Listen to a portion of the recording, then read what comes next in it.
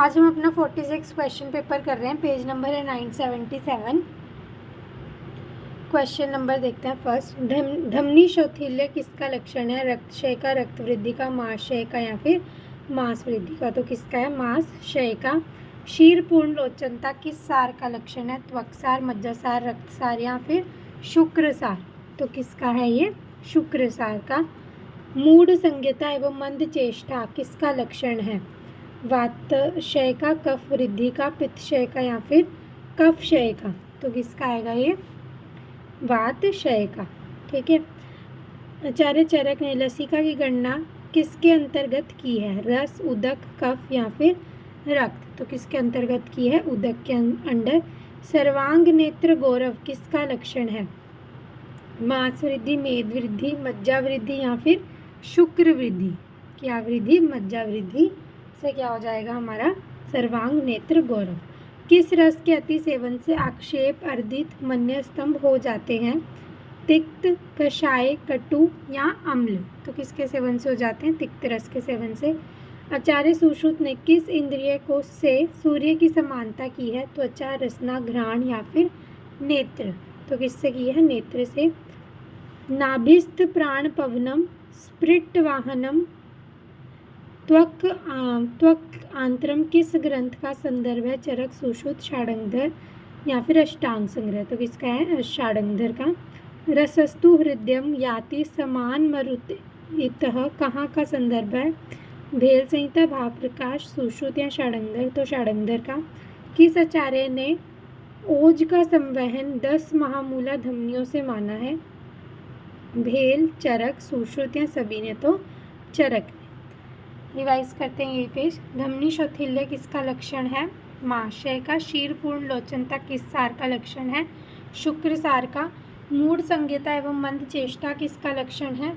वातक्षय का। आचार्य चरक ने लसिका की गणना किसके अंतर्गत की है? उदक के अंतर्गत। सर्वांग नेत्र गौरव किसका लक्षण है? मज्जा वृद्धि का।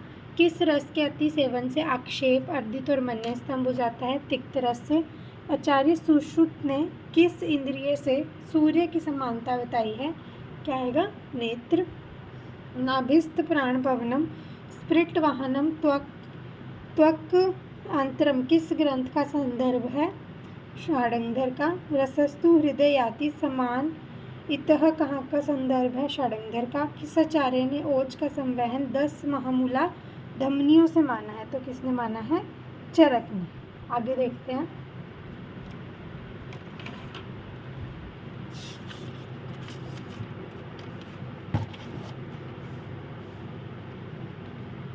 आगे काठिन्य व न्यून भावज किसके भेद हैं? दोष संचय के, दोष प्रकोप के, दोष प्रसर के या फिर स्थान संश्रय के? तो किसके हैं? दोष प्रकोप का।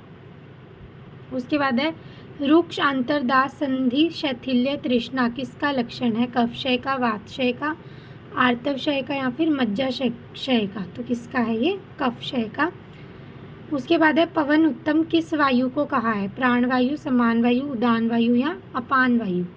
तो किसको कहा है? उदान वायु को।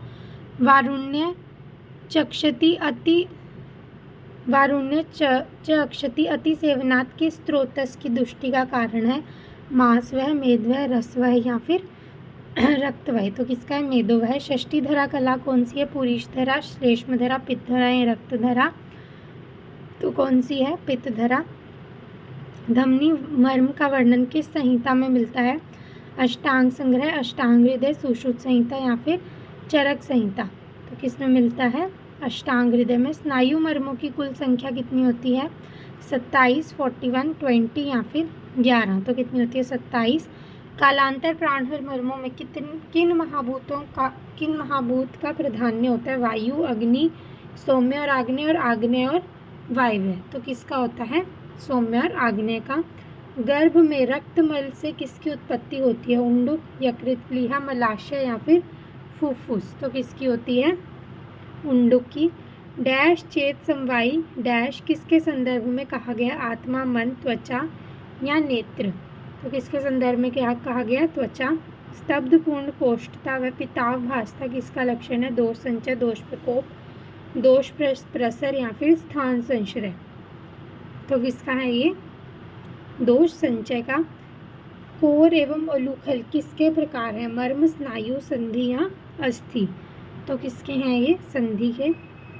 नासिका में कितनी शिराएं होती हैं? 24, 22, 14 या फिर 18? तो कितनी होती है? 24। रिवाइज करते हैं। काठिन्यज व न्यून भावज किसके भेद हैं? तो किसके हैं? दोष प्रकोप के।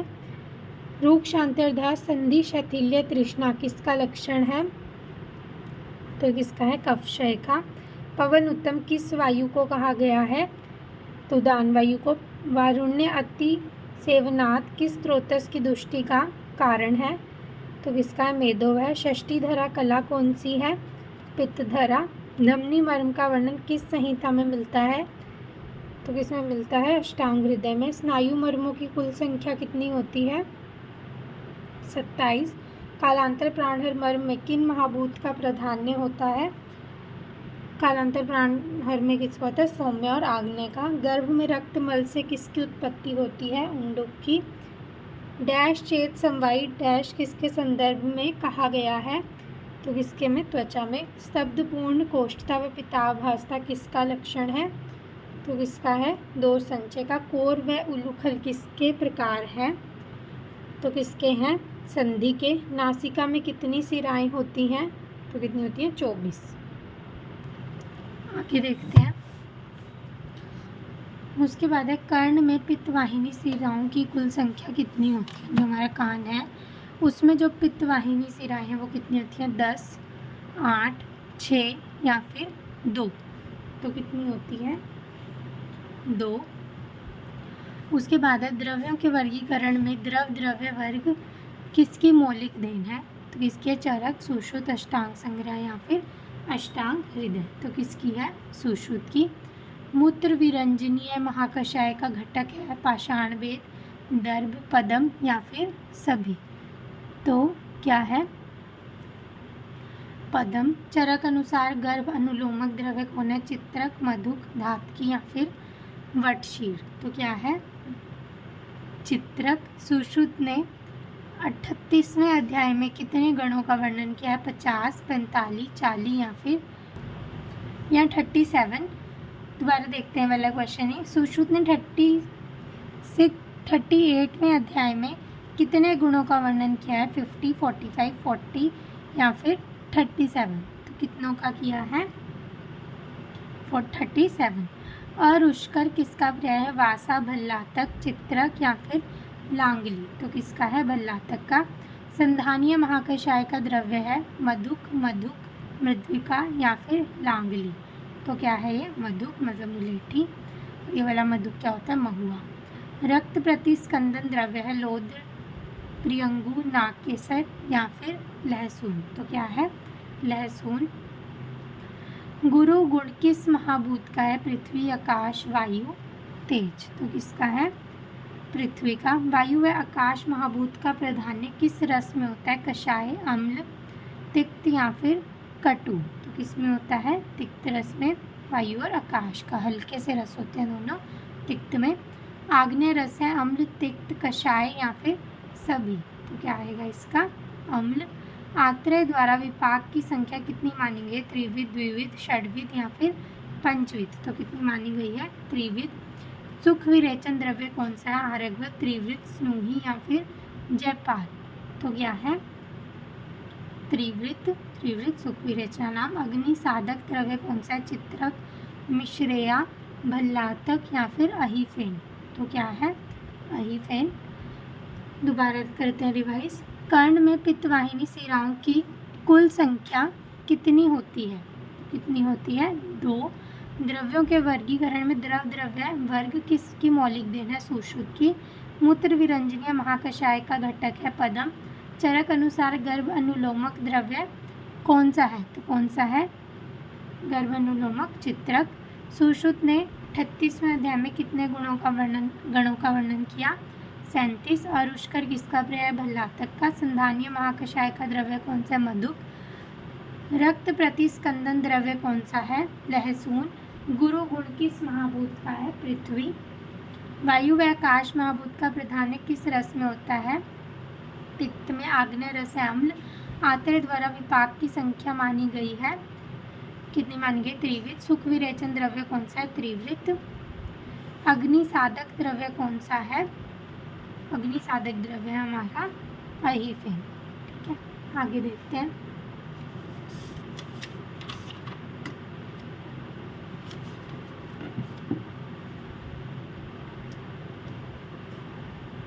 आगे है तंडुल किसका पर्याय होता है? बीज का, फल का, पत्र का या फिर मूल का? तो किसका होता है?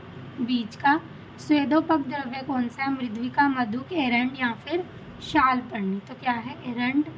वर्चस्य द्रव्य कौन सा है? मतलब वर्च मतलब होता है मल, जिससे मल आता है। हरिद्रा, गोशीर, सरल या फिर सर्ज? तो क्या है? गोशीर। शवथु किसका पर्याय है? कामला का, शोथ का, पांडु का या फिर अलसक का? तो किसका है? शोथ का। चरक अनुसार 3 माशक का होता है, एक शाण, एक कोल, एक अंडिका, एक शुक्तिका। तो क्या होता है? एक शाण।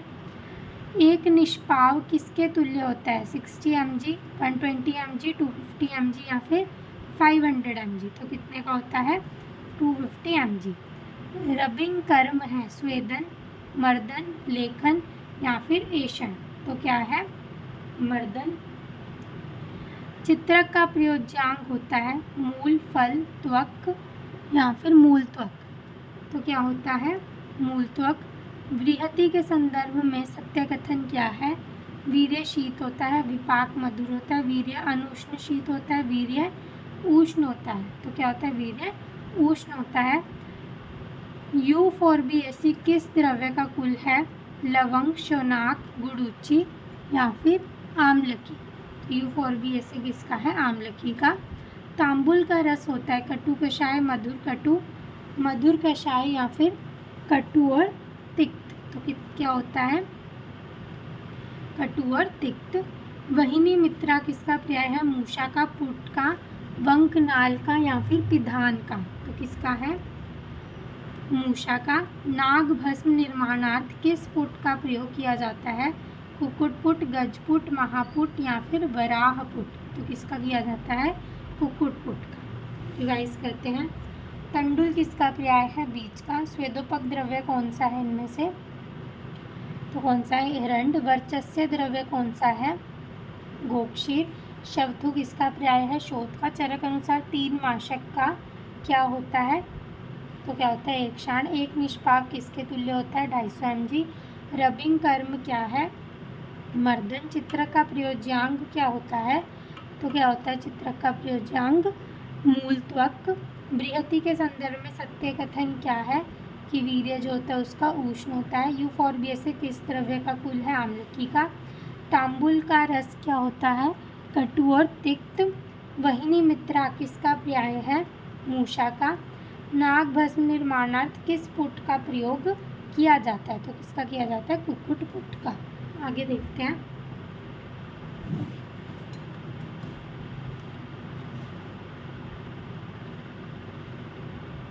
पारद का हिमांक होता है -35.87 degree Celsius, 257 degree Celsius, -30 degree Celsius या फिर 36 डिग्री सेल्सियस। तो कितना होता है? -36 degree Celsius.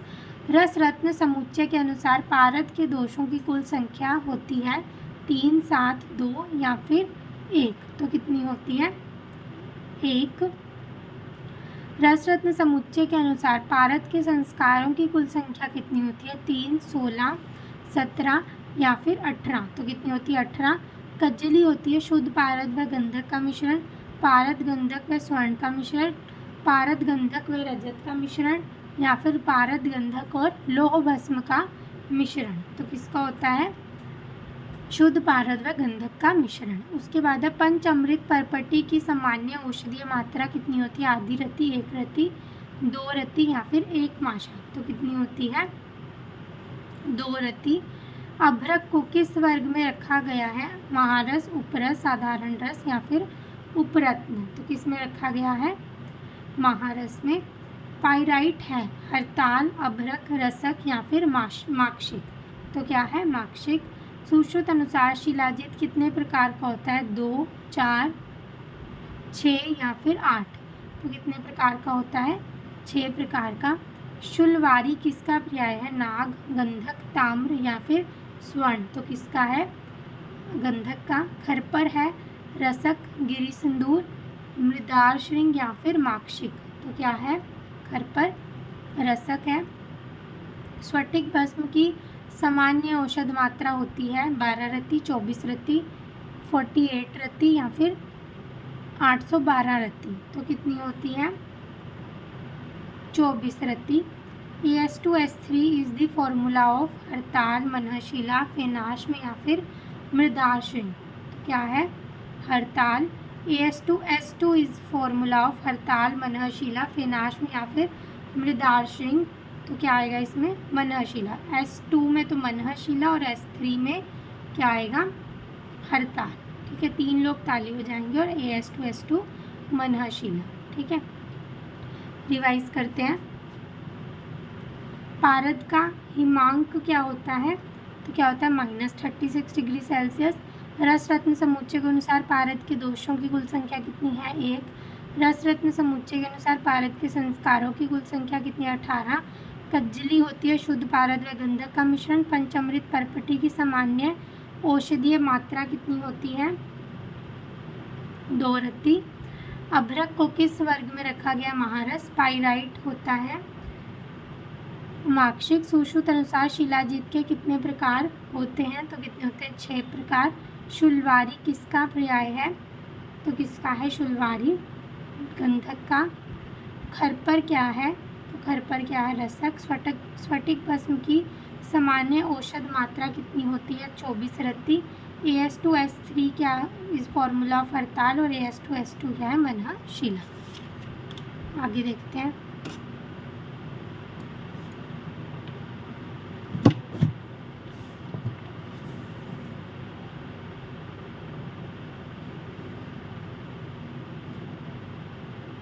मेलोटस philippinensis is a botanical name of अग्निजार, कंकुश, शिलाजीत या फिर कंपीलक। तो किसका है? कंपीलक का।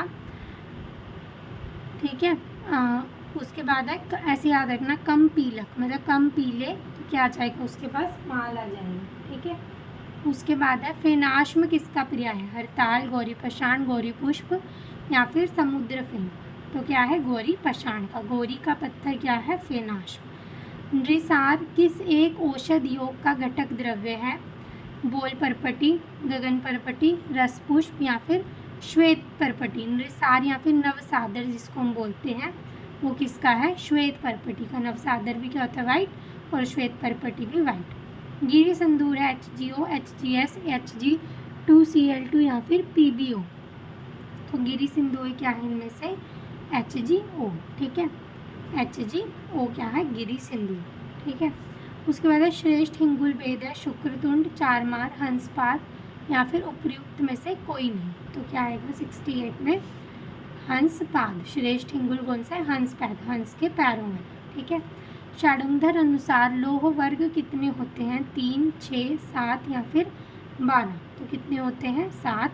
स्वर्ण का परमाणु भार कितना होता है? 65.38, 118.70, 196.97 या फिर 200.6। तो कितना होता है? 196.97। अमृत किसका पर्याय है? भल्लातक, हरितकी, स्वर्ण या फिर वत्सनाप। तो किसका है? वत्सनाप का। वत्स हमारा क्या होता है? अमृत। उपविश है भल्लातक, वत्सनाप, श्रृंगिक या फिर मुस्तक। तो क्या है? भल्लातक है एक उपविश। मृदु द्रव्य के क्वाथ निर्माणात कितना गुना जल लिया जाना चाहिए? 4, 8, 12 या फिर 16। तो कितना लिया जाना चाहिए? 4 गुना। सबसे गुरु व तीक्ष्ण कल्पना कौन सी है? स्वरस, कल्प, श्रित या फिर फांट। तो कौन सी है? स्वरस। यापन बस्ती किस ऋतु में दी जानी चाहिए? बसंत, हेमंत, शिशिर या फिर सर्व ऋतु में। तो किसमें? सर्व ऋतु में यापना बस्ती सभी में दे सकते हैं। षडंगर अनुसार औषध काल होते हैं 5, 2, 10 या फिर 11। तो कितने होते हैं? 5। आस्तिक दर्शन कितने माने गए हैं? 2, 3, 6 या फिर 1। तो कितने माने गए हैं? 6। रिवाइज करते हैं। Mallotus philippinensis is a botanical name of कंपीलक। फेनाश्म किसका पर्याय है? कोरी पाषाण का। नृसार किस एक औषध योग का घटक द्रव्य है? श्वेत परपटी। गिरी सिंदूर क्या है? HgO। श्रेष्ठ हिंगुल भेद हंसपात। षडंगर अनुसार लोह वर्ग कितने होते हैं? तो कितने होते हैं? 7। शुभ होता है ना 7, तो इसे याद रखना, षडंगर ने शुभ वाला माना है। ठीक है। स्वर्ण का परमाणु भार कितना होता है? 196.97। ठीक है, 9697 ऐसा माना है। ठीक है। अमृत किसका पर्याय होता है? तो अमृत किसका है? वत्सनाभ का। उपविष्ट है बल्लातक। मृदु द्रव्य से क्वाथ निर्माणार्थ कितना गुना जल लेना चाहिए? तो कितना लेना चाहिए? 4 गुना। सबसे गुरु व तीक्ष्ण कल्पना कौन सी है? स्वरस। यातना बस्ती किस ऋतु में दी जानी चाहिए? शरद ऋतु में। षडंगर अनुसार औषध काल कितने होते हैं? 5। आस्तिक दर्शन कितने माने गए हैं? 6। आगे देखते हैं।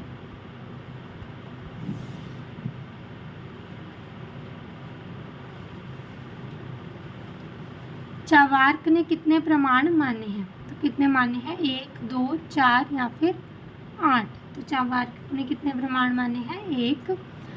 चावार्क क्या था? चलाक था, तो 1 ही प्रमाण माना उसने। अध्यात्म गुण है लोभ, मोह, क्रोध या फिर प्रयत्न। तो अध्यात्म गुण कौन सा है हमारा? प्रयत्न करना। चेतन द्रव्य होते हैं इंद्रिय युक्त, इंद्रिय रहित, कुछ इंद्रिय युक्त, कुछ इंद्रिय रहित या फिर पार्थिव। तो क्या होते हैं? सारे इंद्रिय युक्त होते हैं, तभी चेतन होंगे। उसके बाद है प्रत्यक्ष के बाधक कारणों की संख्या कितनी है? 2, 4, 8 या फिर 16। तो कितनी है? 8। हाँ, कितनी होती है प्रत्यक्ष के बाधक कारण? कितने? 8। सहचर्य नियमों, परामर्श, व्यापत्ति, व्याप्य या फिर व्यापक। तो क्या होता है? सहचर्य नियमों, व्यापत्ति। तंत्रार्थ प्रकरण कितने माने गए हैं? 4, 5, 4, 6, 8 या फिर 10। तो कितने माने गए हैं? 10। साध्य निर्देश डैश प्रतिज्ञा हेतु उपनय या फिर निगमन। तो क्या आएगा इसमें? प्रतिज्ञा, कि जहाँ साध्य का निर्देश मिलता है वो क्या होती है? प्रतिज्ञा। वाद मार्ग पदों की संख्या होती है 15, 32, 36 या फिर 44। तो कितनी होती है? 44। वाद मार्गों में पदों की संख्या कितनी है? 44। मन का निग्रह करता होता है, मन निग्रह करता होता है इंद्रिय का, मन का, इंद्रिय और मन दोनों का या फिर वायु का। तो किसका होता है? इंद्रिय और मन दोनों का। चरक अनुसार स्मृति के कारण माने गए हैं 4, 6, 8 या फिर 12। तो कितने माने गए हैं? 8। उसके बाद है विकार है अर्थाश्रय, ताच्छिल्य, कल्पना या फिर तंत्र दोष। तो क्या है? ताच्छिल्य। स्वभाव परमवाद किस आचार्य की देन है? चरक, सुश्रुत, वाग्भट या फिर षडंगर। तो किसकी है? चरक की। द्वेष किसका लक्षण है? आत्मा का। सत्व का, आत्मा व सत्व दोनों का या फिर दोनों का ही नहीं। तो किसका है? आत्मा का। रिवाइज करते हैं। चावार्क ने कितने प्रमाण माने हैं? 1। अध्यात्म गुण होता है प्रयत्न। चेतन द्रव्य होते हैं इंद्रिय युक्त। प्रत्यक्ष के बाधक कारणों की संख्या होती है 8। सहचर्य नियमों क्या होता है? सहचर्य नियमों व्यापत्ति। तंत्रार्थ मतलब तंत्रार्थ के प्रकरण कितने माने गए हैं? तो कितने माने? 10। साध्य निर्देश प्रतिज्ञा, वाद मार्ग में पदों की संख्या कितनी होती है? 44। मन निग्रह करता होता है इंद्रिय और मन का। चरक अनुसार स्मृति के कारण कितने माने गए हैं? तो कितने माने गए हैं? 8। विकार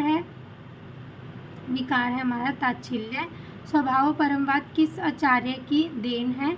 तो किस आचार्य की देन है? चरक की। द्वेष किसका लक्षण है? आत्मा और सत्व दोनों का, सॉरी आत्मा का। द्वेष किसका लक्षण है? आत्मा का। आगे देखते हैं।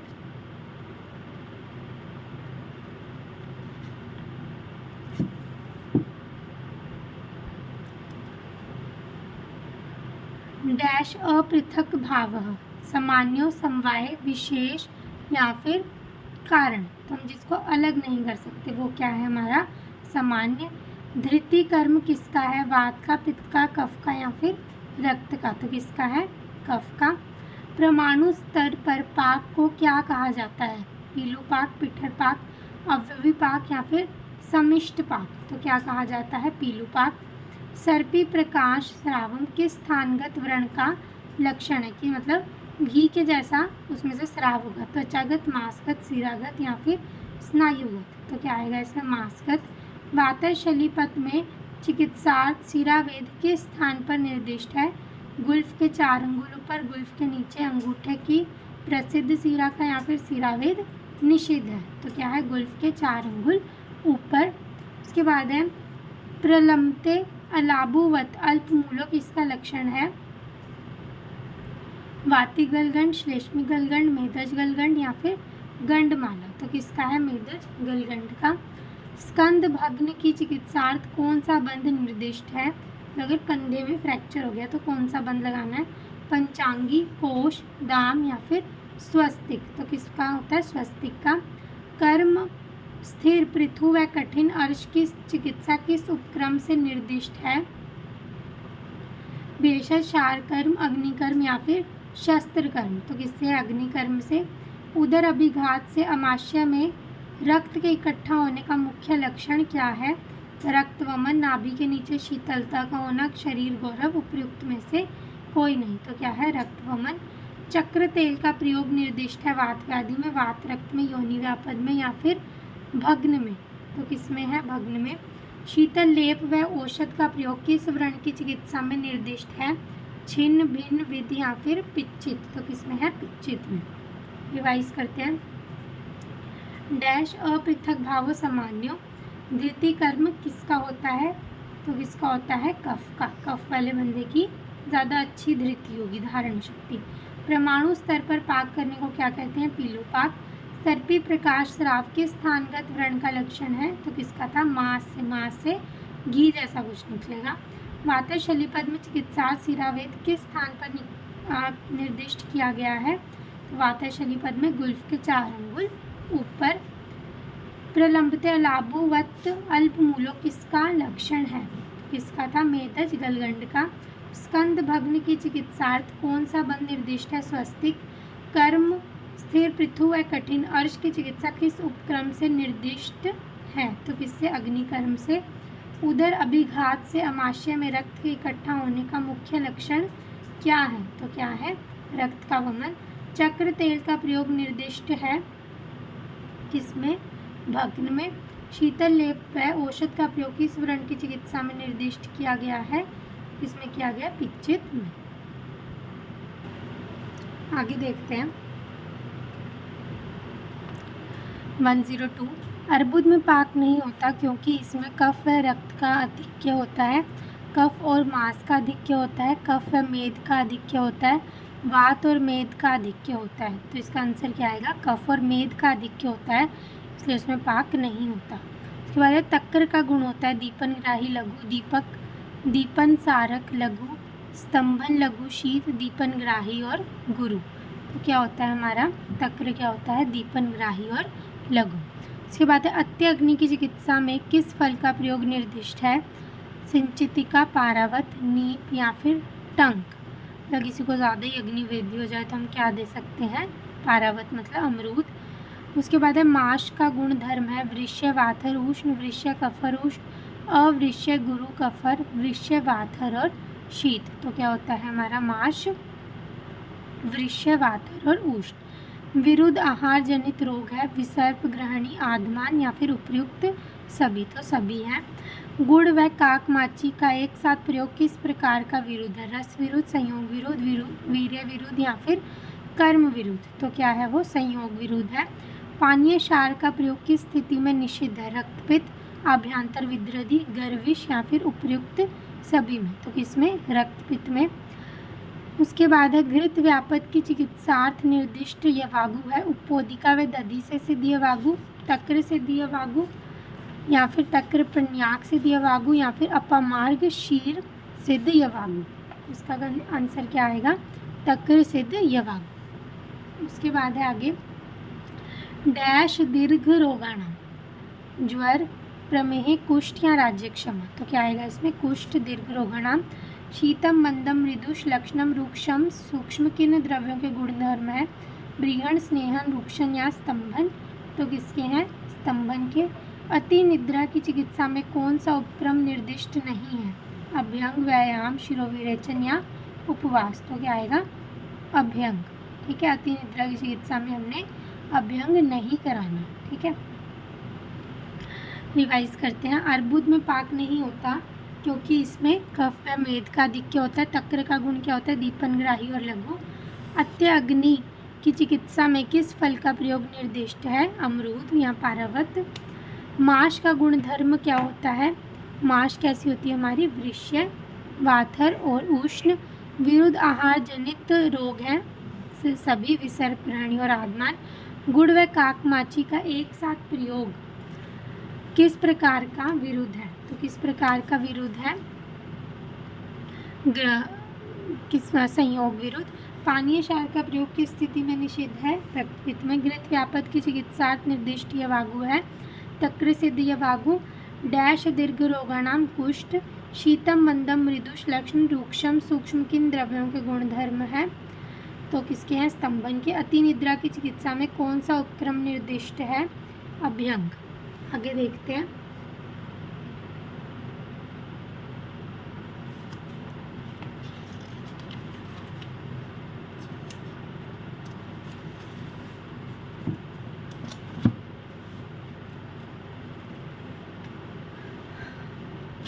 आगे है त्वक दरण है। त्वक दरण क्या है? वातज नानात्मज, पित्तज नानात्मज, कफज नानात्मज या फिर रक्तज नानात्मज। तो क्या है?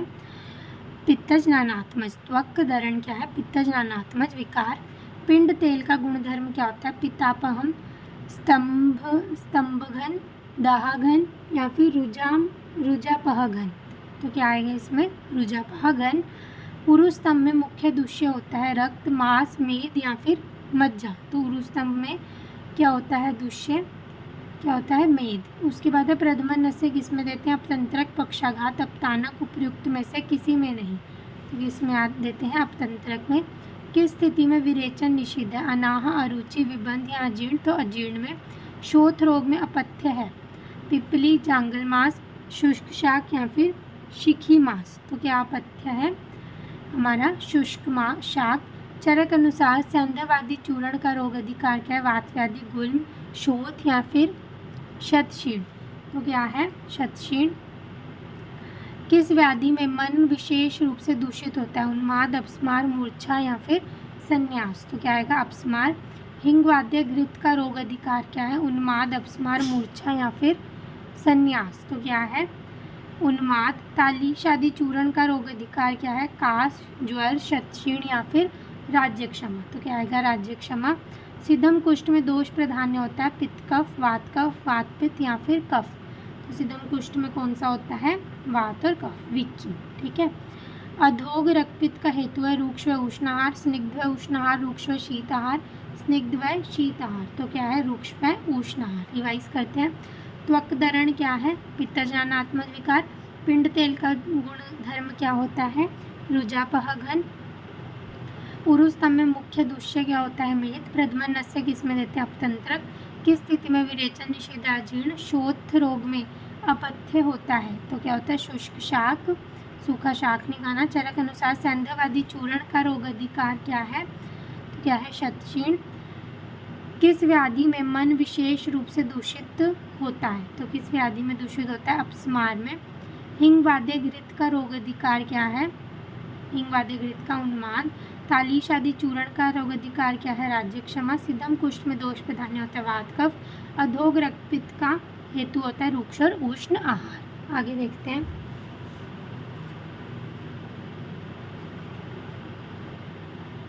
संतत ज्वर के कितने आश्रय होते हैं? 2, 9, 7 या फिर 12। तो कितने होते हैं? 12।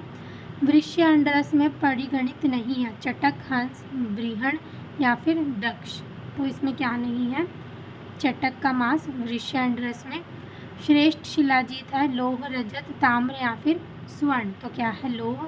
चरक ने अभेषज के कितने भेद निर्दिष्ट किए हैं? 8, 4, 2 या फिर 1। तो कितने किए हैं? 2। फिरंग रोग का प्रथमतः वर्णन कहाँ मिलता है? चरक संहिता, सुश्रुत संहिता, षडांगधर संहिता या फिर भाव प्रकाश। तो इसमें भाव प्रकाश में। पित्तज अर्श की आकृति होती है? करीर, पनस्थी, निभम, कदम पुष्पाकृति, शुक जीवा संस्थानी, नाड़ी, मुकुल आकृति। तो क्या होती है? शुक जीवा संस्थानी। उसके बाद यव मध्यानि किस अर्श का लक्षण है? वातज, पित्तज, कफज या फिर सन्निपातज। तो किसका है पित्तज का।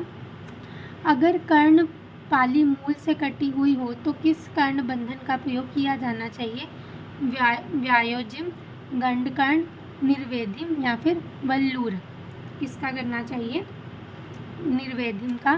सुश्रुत ने कौन सा भगंदर नहीं माना? शतपोनक, कुष्ठग्रीव, परिस्रावी या फिर परिक्षेपी। तो कौन सा नहीं माना? परिक्षेपी। उसके बाद है सुश्रुत अनुसार अनुशस्त्र, समुद्र फेन, शुष्क गोम्य, शेफालिका पत्र या फिर उपयुक्त सभी। तो क्या आएगा इसमें? शेफालिका पत्र। स्तन्य वर्धनार्थ किसका प्रयोग अभिष्ट नहीं है? दर्भ, कुश, काश या फिर पाठा। तो किसका नहीं है? पाठा का। पश्चात द्रुज की स्थानगत व्याधि है? नासा, सिर, मुख या फिर गुद। तो क्या आएगा इसमें? गुद। रिवाइज करते हैं। संतत ज्वर के कितने आश्रय होते हैं? 12। वृषण रस में परिगणित नहीं है? चटक। श्रेष्ठ शिलाजीत होता है? लोह। चरक ने अभेषज के कितने भेद निर्दिष्ट किए हैं? 2। फिरंग रोग का प्रथमतः वर्णन कहाँ मिलता है? भाव प्रकाश। पित्तज अर्श की आकृति होती है? तो पित्तज अर्श की आकृति शुकजीवा संस्था। यव मध्याह्नि किस अर्श का लक्षण है? तो क्या आएगा? पित्तज। उसके बाद है अगर कर्णपाली मूल से कटी हुई हो तो किस वर्ण कर्ण बंधन का प्रयोग निर्दिष्ट किया जाना चाहिए? तो किसका? निर्वेदिम का। सुश्रुत ने कौन सा भगंदर नहीं माना? तो कौन सा? परिक्षेपी। सुश्रुत अनुसार अनुशस्त्र है? शेफालिका पत्र। स्तन्यवर्धनात् किसका प्रयोग अभिष्ट नहीं है? पाठा। पश्चात रुच की स्थानगत व्याधि है? तो गुद। आगे देखते हैं। सुश्रुत अनुसार स्त्री श्रोणि का विस्तार कितना होता है? 18 अंगुल, 16 अंगुल, 12 अंगुल या फिर 32 अंगुल। तो कितना होता है? 12 अंगुल। सोम रोग का वर्णन किस संहिता में नहीं मिलता? हारित, योग रत्नाकर, षाडंगर या फिर भाव प्रकाश। तो किसमें नहीं मिलता? हारित में। मूढ़ गर्भ की गति कितने प्रकार की होती है? 2, 3, 4 या फिर 8। तो कितने प्रकार की होती है? 8 प्रकार की। काश्यप के मत अनुसार सूती का काल कितना होता है? 45 दिन, 4 मास, 6 मास। पुनः आर्तव दर्शन कितना होता है? 6 मास का।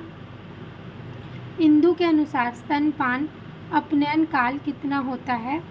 4 मास, 8 मास, 1 वर्ष या फिर 14 मास। तो कितना होता है? 1 वर्ष। 6 प्रकार की बंध्याओं का वर्णन किस ग्रंथ में मिलता है? चरक संहिता, सुश्रुत संहिता, हारित संहिता या फिर उपयुक्त में से कोई नहीं। तो हारित संहिता में। त्वक का संग्रहण काल है? शरद, वसंत, ग्रीष्म या फिर वर्षा। तो क्या है? शरद।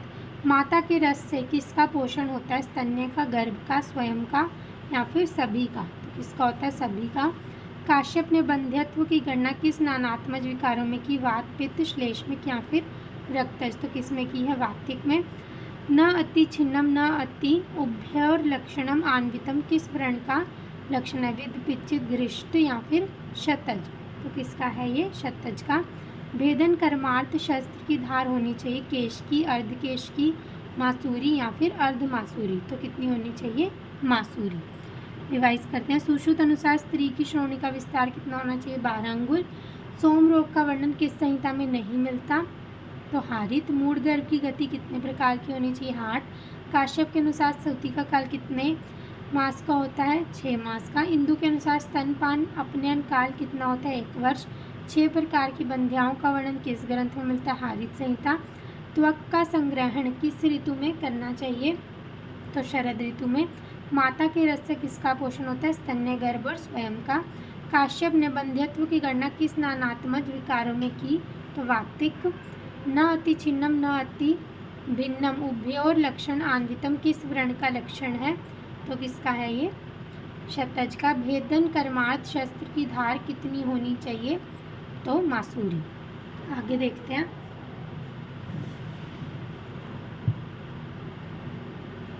कौन सा युगम सुमेलित नहीं है? करपत्र और मंडलाग्र भेदन करते हैं, करपत्र और मंडलाग्र छेदन करते हैं, कुठारिका और आरावेदन करते हैं, करपत्र और मंडलाग्र लेखन करते हैं। तो कौन सा सही नहीं है? तो फर्स्ट वाला सही नहीं है, बाकी सही है। निसृतम हस्तपाद शिरः काय संज्ञ किस मूढ़ गर्भ का लक्षण है? कील, प्रतिकूर, परीग या फिर बीजक। तो किसका है ये? प्रतिकूर का। पंच अवयव में सम्मिलित है? स्थापना, अनुयोज्य, अनुयोज्य या फिर निगमन। तो क्या है निगमन। युक्ति प्रमाण किसने माना, चरक, चार्वाक, न्यायिक या फिर विशेषिक। तो किसने माना, चरक ने। चरक अनुसार कितने मास की गर्भावस्था के पश्चात गर्भ वैकारिक कहलाता है, 9 मास, 10 मास, 11 मास या फिर 12 मास। तो क्या आएगा इसमें 10 मास। संजीवनी वटी का घटक द्रव्य नहीं है, पिपली, वत्सना, भल्लातक या मरीच। तो क्या आएगा इसमें मरीच।